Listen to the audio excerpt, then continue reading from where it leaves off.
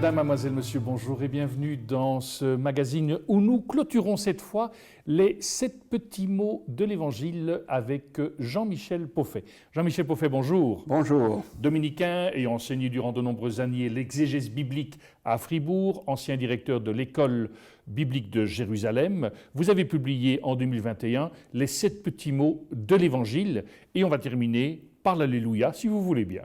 Voilà. J'ai été étonné. Évidemment que j'ai choisi dans ces petits mots l'Alléluia, on ne pouvait quand même pas ne pas l'avoir. Il y avait Amen, il y avait Heureux, Venez, même l'étrange silence ou avec l'Alléluia.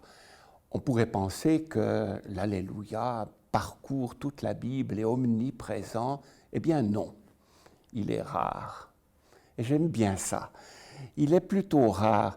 On le trouve surtout dans le livre des prières d'Israël, donc dans le psautier, mais seulement à la fin du psautier, dans les livres 4 et 5, donc le psautier, il y a 5 ensembles, et vers la fin de ce recueil de prières, qui ne sont d'ailleurs pas que des louanges, il y a des supplications, il y a des psaumes plus didactiques, de méditation, il y a des psaumes de supplication, mais on a finalement donné le titre de livre des louanges à l'ensemble de cette prière, ce qui nous montre que la louange est malgré tout le cantus firmus, un peu la note dominante, si on veut, de la prière, même s'il y a la place pour le cri, pour le doute, mais pour la supplication, c'est finalement la louange.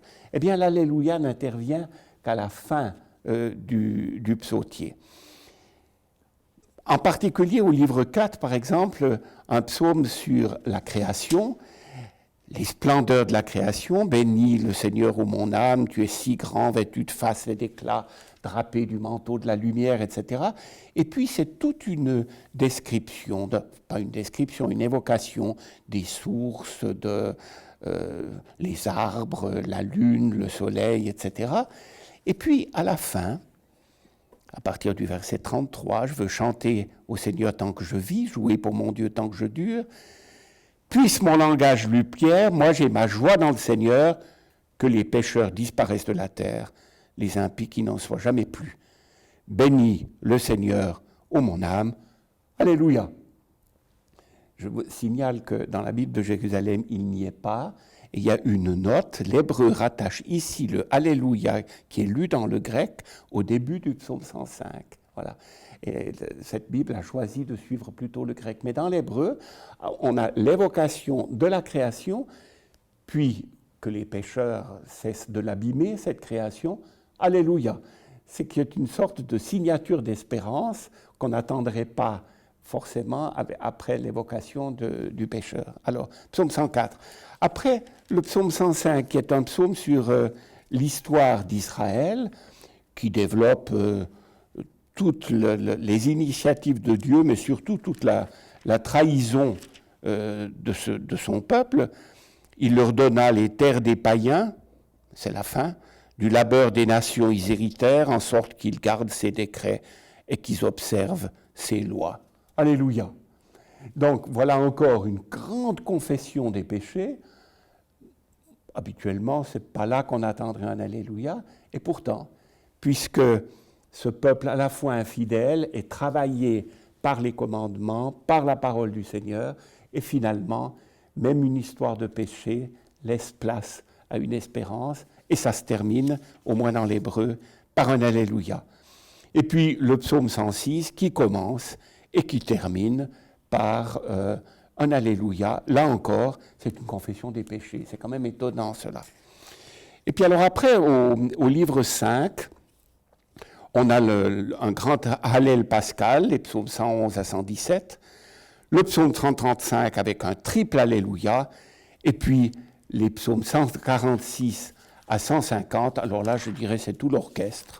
Et l'hymne au Dieu secourable qui commence par un Alléluia. Le psaume 147, Alléluia, louez le Seigneur, il est bon de chanter notre Dieu douce et sa louange, etc. Le psaume 148, Alléluia, louez le Seigneur depuis les cieux. Le psaume 149, un chant de triomphe qui commence de nouveau par Alléluia. Et puis alors le 150, Alléluia, louer Dieu dans son sanctuaire, au firmament, dans ses œuvres, etc. Et ça termine que tout ce qui respire loue le Seigneur. Alléluia.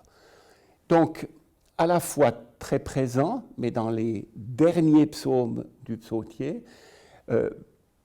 même présent à l'évocation des confessions de péché pour les tirer vers le haut, même lorsque c'est une histoire de trahison, là encore pour ouvrir un horizon d'espérance, et puis ça se termine par avec orchestre et tous les instruments, etc. Enfin, ce qui est intéressant, c'est de voir l'Apocalypse de Saint Jean, où tout à la fin, il y a un chant de triomphe au ciel, et là on trouve un Alléluia. C'est au chapitre 19. J'entendis comme un grand bruit de foule immense au ciel qui clamait « Alléluia ! Salut et gloire et puissance à notre Dieu, car ses jugements sont vrais et sont justes. » Il a jeté à bas la grande prostituée, Babylone, etc. Et donc, un grand Alléluia. Alléluia, oui, sa fumée s'élève pour les siècles des siècles, alors les vieillards, les quatre vivants, se prosternent en disant « Amen » et « Alléluia ». Encore une fois, au verset 6 à 8, j'entendis comme le bruit d'une foule immense, comme le mugissement des grandes eaux, comme le grondement de violents tonnerres, on clamait « Alléluia ». Il a pris possession de son règne, le Seigneur, le Dieu, le Maître de tout. Soyons dans l'allégresse et dans la joie, rendons gloire à Dieu, voici les noces de l'agneau, et son épouse s'est faite belle.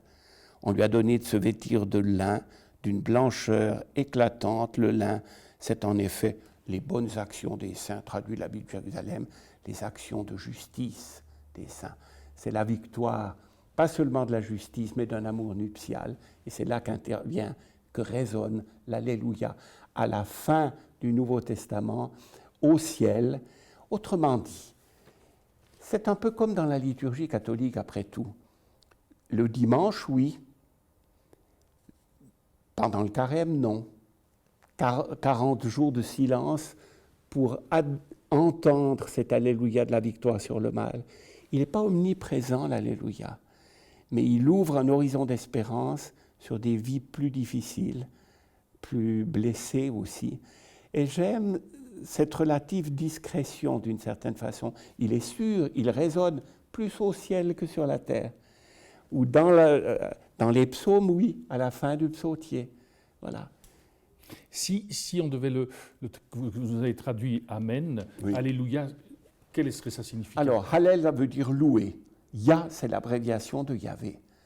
Et on a là un écho, puisque les Juifs disent que le nom de Dieu est imprononçable maintenant, mais ils ont quand même gardé le Alléluia. On a là une expression très ancienne qui vient du jaillissement de la gratitude, de la joie et de la confiance aussi du cœur d'un croyant. Alléluia, louez le Seigneur.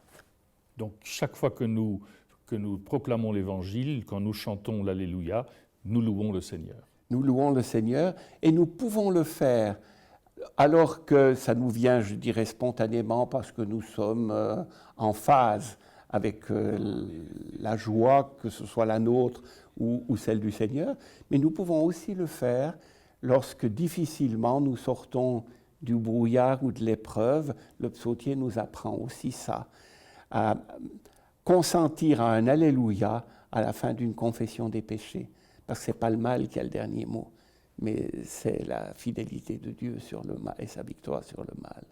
D'où Amen, Alléluia. Amen, Alléluia. Une double signature, à la fois de confiance, de solidité et de joie.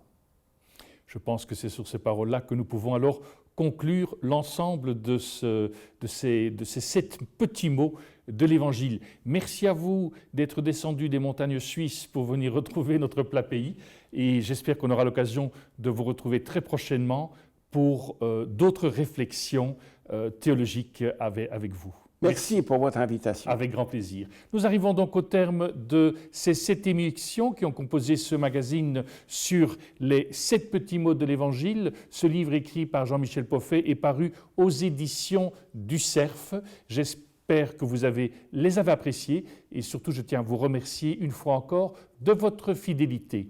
Au nom de toute l'équipe qui a préparé ces différentes émissions, il ne me reste maintenant qu'à vous souhaiter une excellente journée et je vous dis d'ores et déjà à très bientôt.